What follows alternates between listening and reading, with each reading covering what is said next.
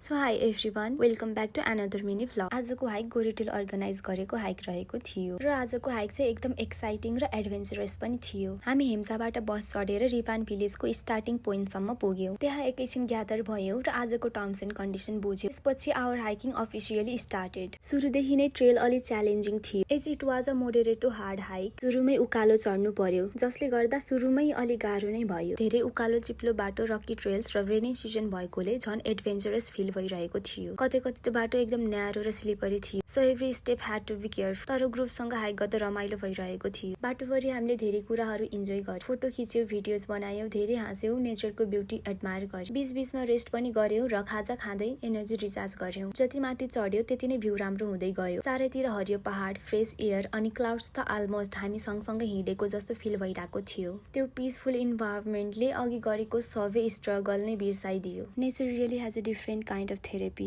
तर बाटोमा जुका भने आज लास्टै धेरै लागेको थियो। आजको हाइक मोडरेट टु हार्ड नै थियो, सो त्यो कुरा कन्सिडरेबल नै थियो, बट जुका चाहिँ एकदम थियो। सो तपाईहरु हाइकिङ गर्दै हुनुहुन्छ भने एकदम ध्यान दिएर जानु होला। हामी रेस्टिङ पोइन्टमा पुग्यौं, एकछिन रेस्ट गर्यौं, डान्स पनि गर्यौं र त्यहाँ गेम पनि खेल्यौं।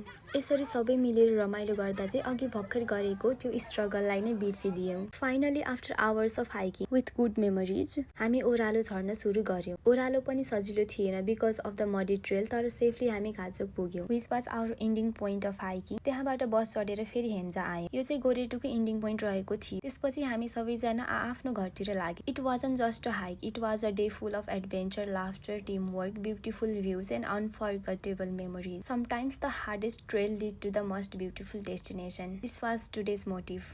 Thank you for watching. Bye bye.